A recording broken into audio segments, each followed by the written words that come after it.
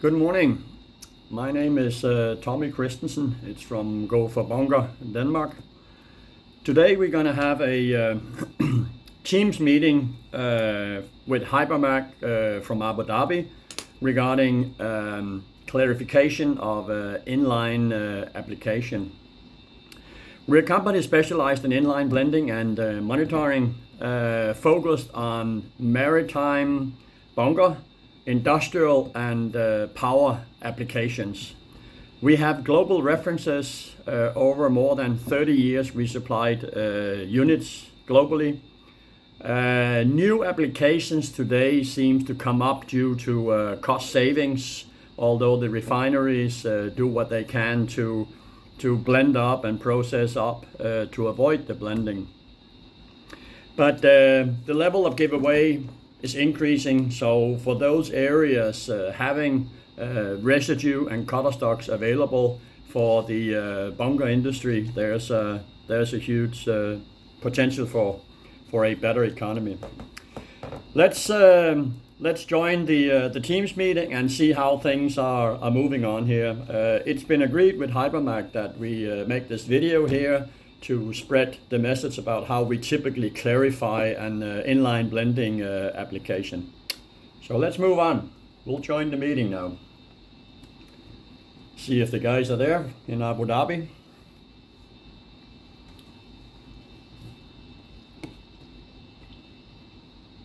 Okay, we're waiting for the organizer to start the meeting. But in the meantime, I can tell you that, oh, they are on now. Good morning. Hello, good morning, Mr. Tommy. How are you? Oh, good morning. I'm fine, Jarin. And you? Yeah, good. We have Jobin here also. Thank you. Yeah. Mrs. Our director is also joining. Things are going fine here. I mean, I think we have about the same weather conditions as you have in Abu Dhabi. So you are traveling right now? Well, I'm traveling. Yes, I'm actually more or less stationed in Cambodia. We are much focused on restart of offshore Block A and mini refinery. So I've been present here for quite some time and try to see if we can kick things up with these two entrance points here. So Okay. good. So how can I help you this morning?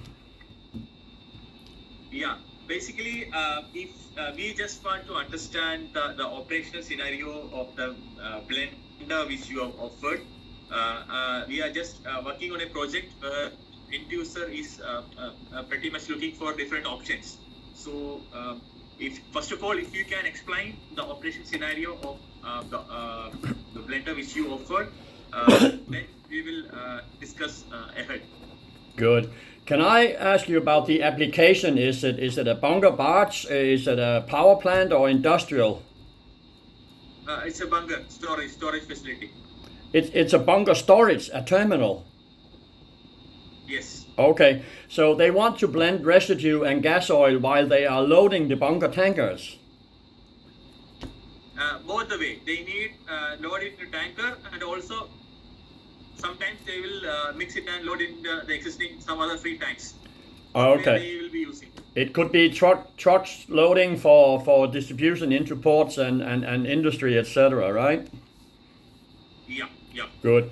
So, first question. If you are blending and loading up to ships, what is the pumping rate up to the ship's blended product? Like 40 cubic meter. 40 cubic meter only. 40 Yeah. Okay, that's not much for a tanker. But anyway, let me explain how this works. The mechanical blender is actually developed. One moment. One more guy. Our director Jacob is also joining. Just 1 minute. Can you wait? Yeah. Joining. Yeah.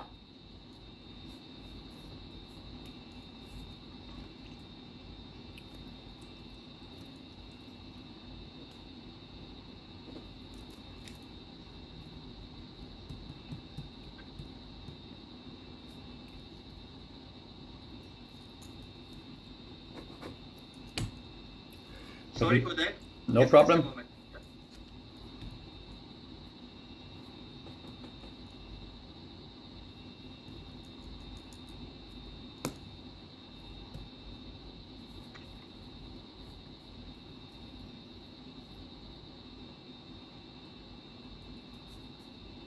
But just as a remark, loading bunker tankers with 40 cubic meter per hour, that is way too low. It's too costly an operation. Can be truck tankers to distribute to power or into ports properly. Jobin, Jacob sir join ചെയ്തോ ഇല്ലല്ലോ നോക്കിയേ ഇല്ല sir join ചെയ്തിട്ടില്ല sir I only share link with you. Okay, you both on board?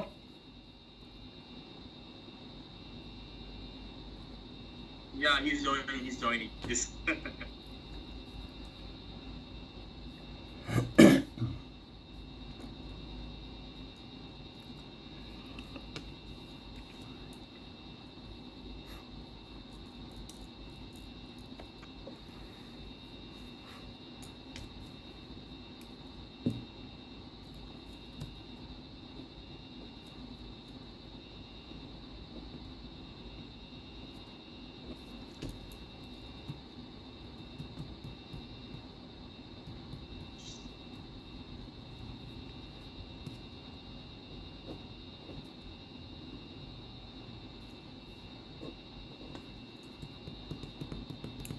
We're just waiting to get everybody on board here, so give it 2 minutes.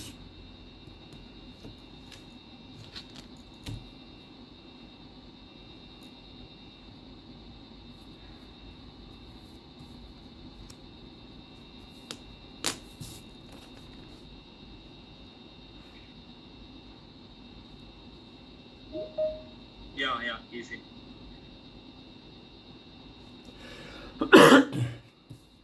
Oh, we got one more on board. Hello. Hello. Yeah, Mr. P, this is Jacob. Hi, our director. Tommy, this is Tommy. I'm actually in the car, so anyway, I will join meeting. No worries.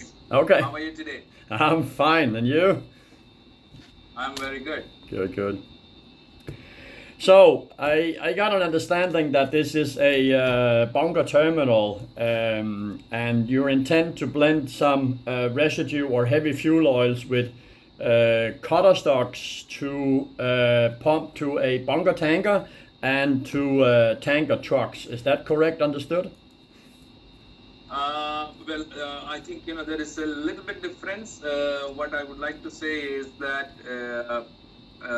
this is definitely a storage terminal, and what it does is that we have different grades of products stored in the storage tanks, which is primarily grades of polyol and different viscosities, so they have different products. Yep. And they are going to do two products blend together and then transfer to another storage tank, from where they will put it into the truck or into the drums.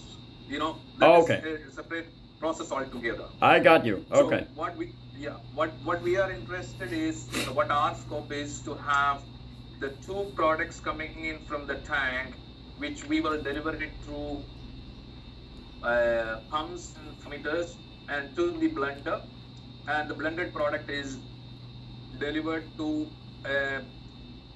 exchange header for hose exchange header. Okay. From there it is going to take. So we have taken care of the hydraulic part of it. What is important for us is to make sure that the ratios, that is controlled by the flow meter, PLC and the pump system, that is delivered to the blender, has become a homogeneous product. Right. I fully understand that. Okay. So the base product, is that a heavy fuel oil, HFO residue? No, polyol. Okay, polyol. Okay. Polyol. Okay. And what is the viscosity of that? I guess that was given in our original RFQ. I remember it is from Yeah, it's 500 to 3,500 3,000. CST. 3,500. Yeah, 500 CST. Yeah, that is the maximum. That's the maximum. There are two. The range of the viscosities of the products is from 500 CST centistokes to 3,500 centistokes. So the base stock is 3,500 centistoke. Let me put it this way. We have different viscosities. This is not just two products. There are different viscosities, but the product, there are 3 or 4 different products. However, all the products will be within 500 to 3,500 centistokes. At 50 degrees Celsius. Yeah. That's whether it is 50 or that the viscosity range is what, irrespective of the temperature. Within our storage condition, it could be from 500 to 3,500. Of course, the temperature in an environment condition like us, it can be up to 50 degrees centigrade or 55 degrees centigrade. Yeah, but when you say 5 to 3,500, is that at reference temperature of 50 degrees Celsius, or is that just what you experience by ambient temperature? It is just that we experience by ambient temperature. Okay. So that means so the storage temperature, what temperature do you store the product? You have heating in the tanks. It's ambient. No, it is not. It is at the ambient temperature. Okay, so you have some serious challenges to pump the products, right? No, the headers are big. We can have the pumps suitable for that. We have positive displacement pumps for that, and we don't have a problem to pump the product. I think we have done the sizing, we have done the selection, the speed control, everything is we have been able to put that in place. Okay, so the end product here, what is that? Is that an IFO 180 or IFO 380, or where are you heading here? The viscosity of the end product is not determined, or we really do not know. It will be somewhere between 500 and 3,500 because they mix it in different ratios. See, sometimes they mix it 75-30, 75-25. There is another product 60-40. There is another product 60. Okay, but anyway, there's nothing you have indicated here that this blender cannot handle. So let me just run through the function of the mechanical blender. Remember, this is not a P&I regulated system. This is a purely mechanical fuel blender having 2 inlets and 1 outlet. And the two inlets are the 2 different components. That means the heavy and the cutter stock to be blended, and then you can, by any ratio between 0 and 100, you can set and get out a blended product as you require. Okay? In the inlet pressure is 5 bar minimum, but maximum 10 bar. Okay, the inlet pressure is 5 bar maximum or 10. Sorry, I didn't know. Can you repeat that part one more time? Yeah, minimum 5 bar and maximum 10 bar. Okay. In the lower part of the mechanical blender, we have a membrane. That membrane compensates for differential pressure at the inlet. So if you're not 100% correct at the inlet, one side is not going to steal the flow and give an not accurate blend. We will compensate for the inlet pressure in the lower part.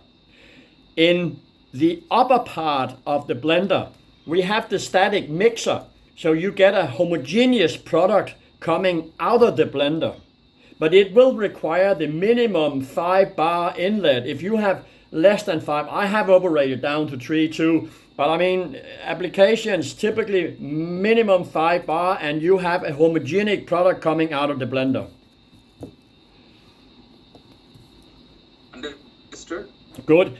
In the upper part of the blender, at where you have this static mixer, you have the hand wheel to set the blend ratio, and it's a mechanical hand wheel with a counter at where you set the blend ratio between the two inlets. Got you. Good.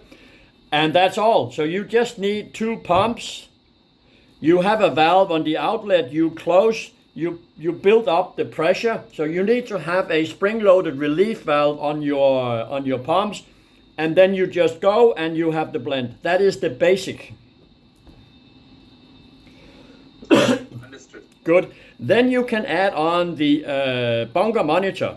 The bunker monitor will measure the temperature and the dynamic viscosity, and then calculate into kinematic viscosity at 50 degrees Celsius. In that way, you can follow precisely what you are getting through the blender and what you are loading to the truck for each batch. Okay. Step number 3. Instead of the hand wheel, you can install an electrical actuator, and then you take the signal from the bunker monitor. So if there's any variation of the chosen set point for the blended product, then it will automatically set the blend ratio in the blender. This could be caused in a variation of viscosity of one of the 2 blend components entering the blender. Yeah. That's all. Okay. Now here we have a slightly different scenario. What I understood is that your blender, which will be having a bigger product or a heavier product and a lighter product, different viscosities. Yep. And the pump which is pumping is not controlled by speed. No, you have the pump and you build up the inlet pressure. Why you That's need absolutely this? right. Yeah, why you need these relief valves, depending on what kind of pumps you have. But most pumps they don't like to stand and work against a closed valve. I completely understand. That is the reason why we have in our system, we do not need the ratio control on the blender. No. Okay. Good. We do not need it. The reason is we are controlling the flow that is coming into the blender as per our need, because we have a flow meter system plus a speed controlled positive displacement pump. Volumetrically, we will control the flow of the pump, flow through the pump. When I say volumetrically, we can do both mass as well as volume depending on what the client needs. So for example, if he says that I need to have the blend ratio 70%, 70 tons, if it is a total blend, blend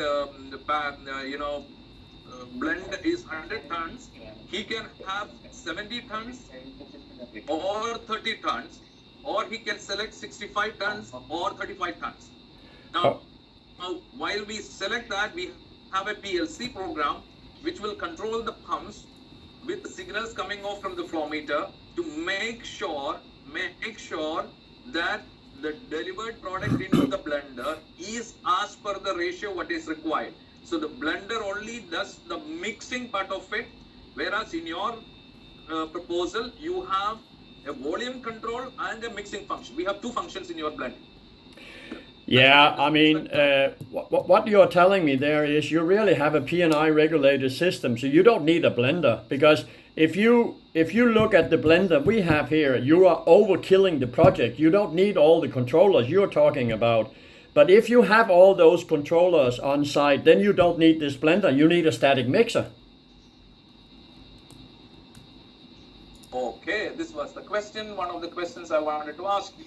Why should you have a blender? Because you already have the control system that decides the blend ratio and the product coming up to the truck or the drums. While that is the same our blender is doing. You take the product directly from the storage tank, through your pump and then to the inlet of the blender. So you save all the PLC and all the flow meters and all that. You don't need that. No, why we need it is because there is, the need for flexibility into the system. I mean, the products could be today is polyol, tomorrow some other product. There may be a variety of products that they will be handling 6 months. Now, what they have is a particular product stored in the tank to do 6 months down the line. That customer of theirs goes away, and then there is a clearly different scenario. And we need to cater to it because we are providing an engineered system wherein they need very I went into the scenario where we provide an upstream equipment system before the blender or a mixer, so that we are able to have the required and is happy with it, and that's what the client needs. Okay. Static mixer, what you're talking about is, do you provide the static mixers? Yeah, we have done some, but I mean, static mixer is a local issue. Static mixers are all over. I mean, you can buy them on the internet. You can buy them from Germany, Sulzer, or you can buy them from China. Just give them the right design criteria, and then they pop up on the internet. So it's a simple equipment, you mean to say? It is. I mean, we made our own, actually manufactured in China, and they are not that costly. They are typically for this application here, these product here, you would have a 6-inch unit, and it will be approximately 1.5 meter long to create a homogeneous product here. That's all. And a unit like that might be, I don't know, maximum $12,000 or something. Okay. So that is not so. If you already have a P&I regulated system, I cannot see you need our blender here. While if it's a new product and a project and you want to go ahead with that, then you can use the blender. You have the pumps between the blender and the tanks, and you can blend any component you like of these varieties of base stock and cutter stock. Yeah, I understand you now. Okay. No, this was one reason why we wanted to definitely have this call and the meeting. Yeah. Because are we on the right track? Because the customer needs to have the flexibility in the system. Because I met the top man, because we made the proposal. There was some a basic engineering team discussion, and then I had a meeting last week with the very senior management team, because this is something which they are trying to bring in, and there is a business case for them, and they want to make sure that right now should be capable of handling for future. Right. And this is a big discussion we had in the last week. Okay, so I said that we need to have a PID control on this. No, you don't need that. That's too overkill. Unless that's your core business, then I have no comments on that. But if you're looking at the cost efficiency and the operation on the terminal, you don't for this application here, you don't need a P&I regulator. If you go gasoline or ethanol, methanol blending, etc., it's a complete different story. But you're talking about heavy duty here, and you don't need, you overkill the project. But as I said, if that's your core business, I have no comments on that. No, it is Tom. It is actually not the issue. Okay, one of the customer has got. I will not say customer has got. There is another facility across their boundary. Just across their road, and they also have a very similar business. So they are going to, in my opinion, compete each other. And I know what they have. So this was a discussion also that, anyway, I understand your point right now. Good. So we go back to them, and I will come back if now your equipment solution is clear. and we will have a discussion with them, and we will revert back to you which way they would like to go. You know what? If it's about a competitive situation with a neighbor having a system at $100 and they can get a system at $40, then you can help your customer to be more competitive with reduced cost. So let me email you a few P&I diagrams and flow schemes from other projects I've done, and then you get a better understanding how it actually works in these applications here. But inline blending, you have to differ between these heavy duty applications and gasoline, methanol, ethanol, etc. Two different worlds. Tom, I lost. Okay, I'll send you some drawings, P&I, and then you can look at it from there. Can you repeat the last one, because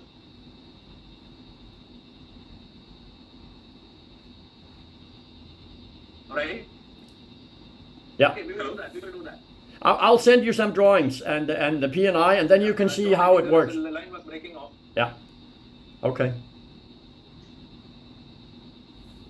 Okay, Tom, I am here. I think he's in driving. Let's say he dropped the line in between. No problem. I heard it, Tom. You want to send some documentation? We will have a review and then discuss with the client and come back. Okay, super. Can you have a nice day in Abu Dhabi? Okay. Thank you so much, Thank sir. you very much. Thank you. Thank you. Bye. Bye-bye.